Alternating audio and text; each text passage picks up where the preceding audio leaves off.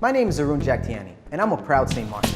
In a few short weeks, our country is going to be heading to the polls to elect 15 new members to Parliament. There's 126 candidates from 9 different political parties that are contesting this election, and I think the entire voting population could benefit from knowing a little bit more about who these candidates are. Over the next few days, I'm going to interview a few new faces and a few political veterans. So join me, St. Martin, and let's talk politics.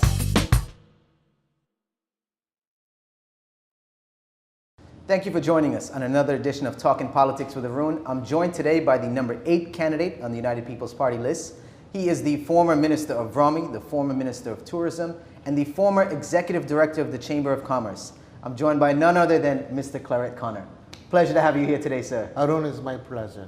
Actually, I am still the Director of the Chamber. Oh, I take that back. So the current... when I went into the ministry, I took a leave of absence.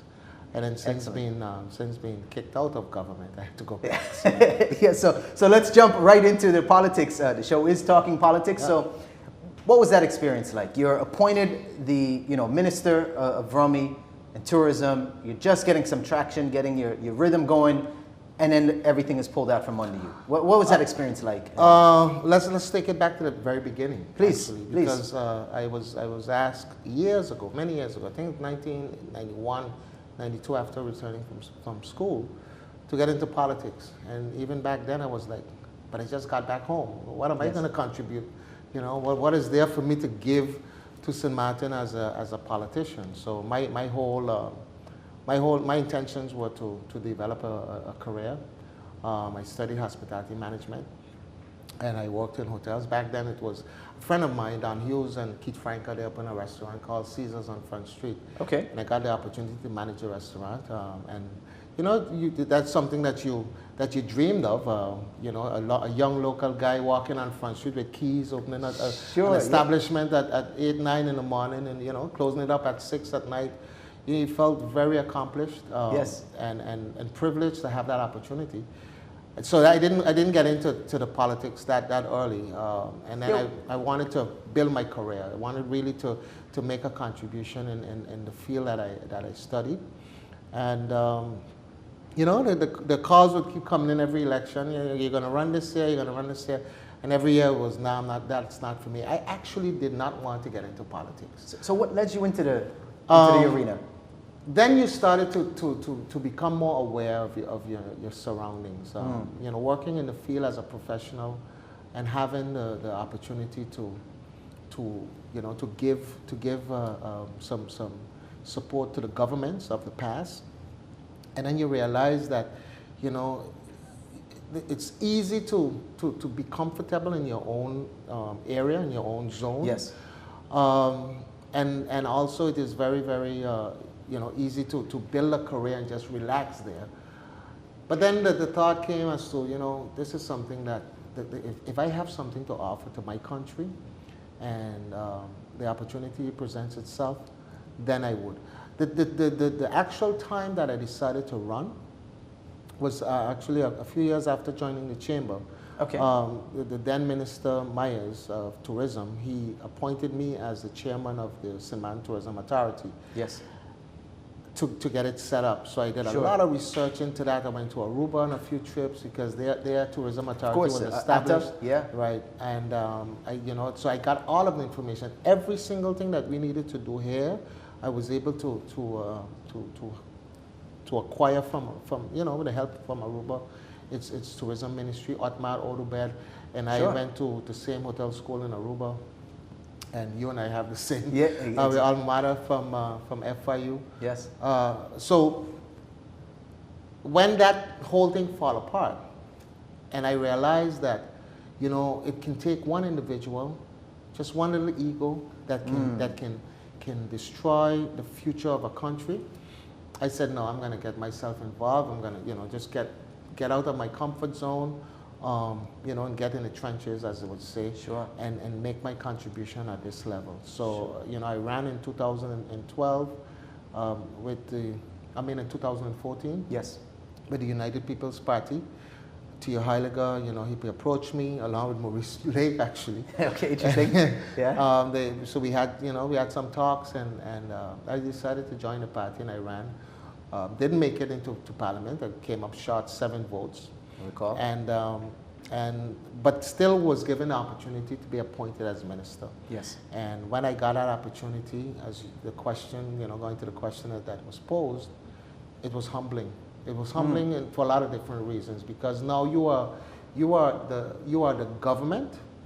You sit in the seat of the government, representing the island that you were born on, and yes. that you grew up on, all your friends, all your memories, everything that brought you to the point where, whether it's through your upbringing, in the neighborhoods that we were raised. I mean, I was raised on Front Street, and you know it very well. Yeah. The school that you've been to, the friends that you have built, the friendships that you've built over the years, and you still have that in your life today. But yes. you are sitting now in the seat of government to make decisions, not for them alone, your friends, your family, but their kids, their children, the yes. generations that yes. are coming, and also understanding that those that have paved the way for you, yes. you now sit in that seat to ensure that they are protected, moving forward in their golden years. That humbled you. You sat there and you realized that this is very, very important. It's very serious. And I was happy to have had So that. I hear it's something you didn't take lightly at all. It's, No. That is something that was, you absolutely don't take lightly. Why? Because you have the life of your country in your hands. As Minister of Economic Affairs, Telecommunication, Transport, and Tourism, that's the economy. That is. That's the economy of the country.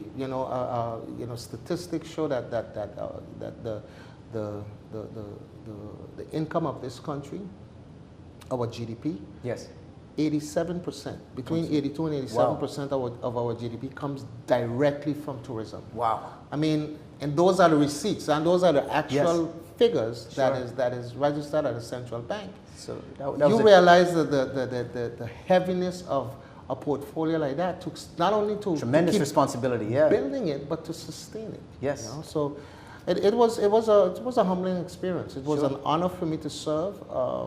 I will do it again if asked, if the opportunity presents itself. Sure. But yeah, right now we're 126 individuals that are vying for those 15 spots. For those 15 spots in Parliament. People have to understand that the election is about the parliamentary elections. Yes. And then Parliament is the one that would appoint ministers. Of course. So you touched on something very interesting, the STA, St. Martin Tourism Authority. There's been some recent coverage for this in the media. What are your thoughts on the appointment of Mr. Rolando Bryson, how some of that situation was handled? Could it have been handled better? And where is the STA actually functioning at, or what capacity is functioning at? Let me just clarify a few things that I think is very misleading in the public today where it concerns the STA.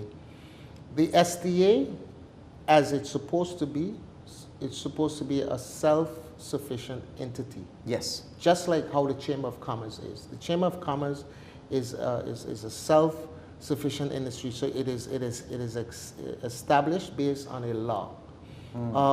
What you have today and what people are talking about today is a STA foundation. That is not an authority. That is, it has the word authority in it. So but it's kind of a watered down version is what we're looking at now? But it's not even, you can't compare it. Because what it is like every other foundation that is established, it was initiated by the minister, which he had rights to do for a particular purpose. And the first time that I went into office and was asked about, I was summoned to Parliament to discuss tourism, and I was asked, Minister, what is your plans for the STA? And what I told him is, I'm gonna change it. I am going to implement an authority with a supporting law. I had a vision mapped out, documented, presented to Parliament, 18 months. I told them by the end of, it was 2014, September, I told them by the end of 2016, we would have had the supporting law for the STA and the STA, which is a self-standard bureau. Sure. It's, in Dutch, it's a self-supporting institution. Yes. We would have had it completed within 18 months of government And government would period. would this have been similar to Aruba's setup, so ATA? Or is it Identical to it, because Yeah, and again, that's- you don't reinvent the wheel if it works. Exactly. It's a law. You have to establish a law. The reason that you have to establish a law is because now you're taking a department of government and putting it kind of in a quasi-government status, which is more of an independent status. Sure, so we can have a continuity even You- through you the would- changes in government. Exactly. It has absolutely nothing to do with who's sitting there as minister. Sure. It has everything to do with the purpose of what it was established for. Sure. Right now, the chamber doesn't work for government, with government, but the chamber works independently Correct. for the country. And Yes. the government works for the country, so the chamber has its role as an advisor to government, whether government asks or not. We can send information to government, and they have to acknowledge the information that is sent. And so the STA would have been established to promote the country, because what the STA really is your marketing and promotional arm Absolutely, yeah. of, So of, important. of your country. It is extremely important. But again, you have to understand what it's for, how it needs to look, who should be sitting, handling the affairs of this. And that is where a lot of people would say, yes, it's outside of government, but it reports to the minister. And you're a professional, and I am as well. You know that if you set your objectives clearly, Yes. and everyone works towards those objectives, it doesn't matter which color political party Correct. that is running the government at the time. It is about how we move the economy forward. Yes. What it is the STA should be doing. So right now we do not have an STA because we do not have an established law supporting an STA. STA. Wow. So what I did, I took the idea, the concept of the STA as minister, and I spoke to the board, and I said, board, the objective of this institution is to promote the country. Right Correct. now we don't have a law that supports it. So what I would like to do, as minister, I am going to be the one pulling this thing forward with your support and the department of the department, the tourism department. We would meet regularly. We would have discussions, plain discussions. We have $500,000 to spend next month in Correct. marketing.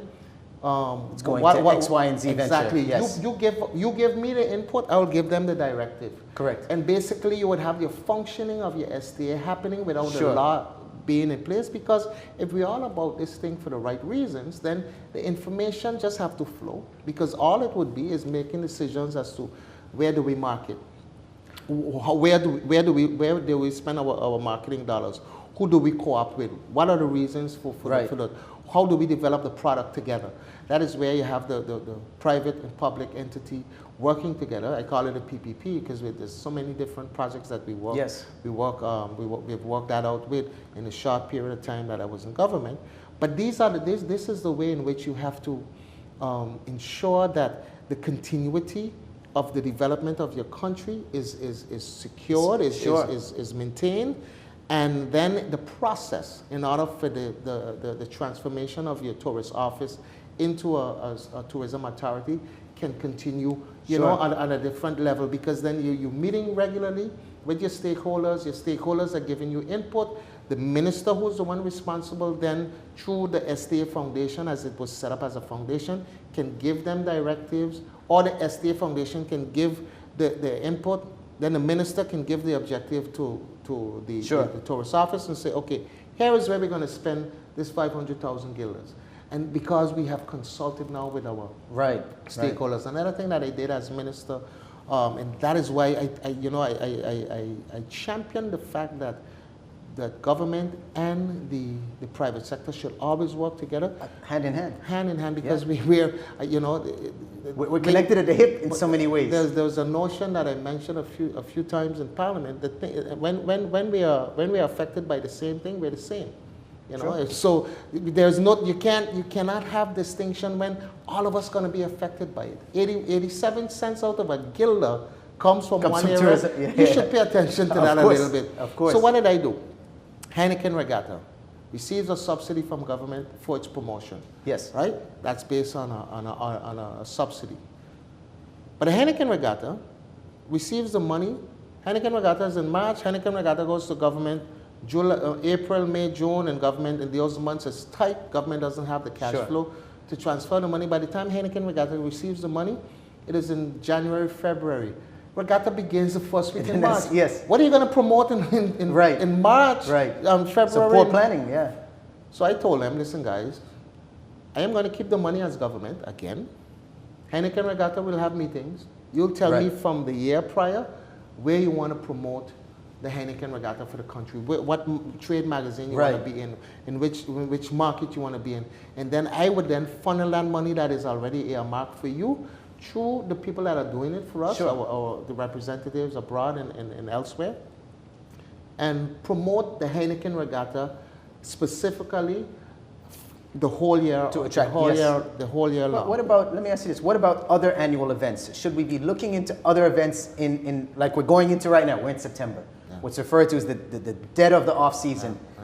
Should we be looking to create other events such as the Heineken Regatta or and things you that can see, draw? the thing is, once you do that, once you take, Curacao has the Jazz Festival this month. Exactly. Aruba have the Soul Beach. Yeah. There's maybe we could go down to St. Kitts. You have St. Lucia, but a lot of that is private sector very true. investment. Yes. But if government stimulates the idea with the private sector, I can guarantee you, because the private sector gets a direct return from this, they'll work together with government. Of course. The problem that you have, Aaron, is the fact that government always feels like I only need a private sector when I need to pass something difficult. Yes. Or I need to raise taxes.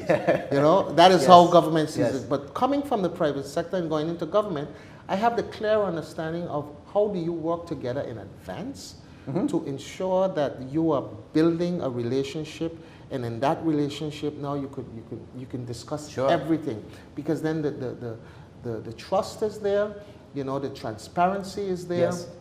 And that is what I've done also with the Carnival Committee. I told them, guys, you tell me where you want to market. We are going to market what you are telling me for next year. When I was Minister of Tourism as well, I went to the airlines. I visited most of the major airlines that come to St. Martin. For the one reason, and this was in 2014, for one reason. I wanted us to start working on programs. The same thing that you said for the 2016 off season. How would we have done that?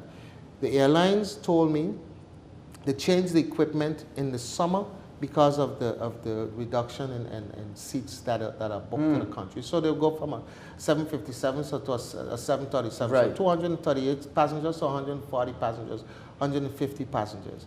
But if you can provide the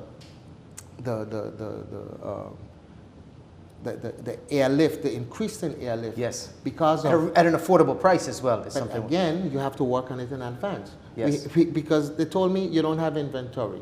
But in the off season, our inventory, our room occupancy dropped to the 20s and 30s. That means that we have inventory. Yes. We just now have to work on identifying particular markets with product.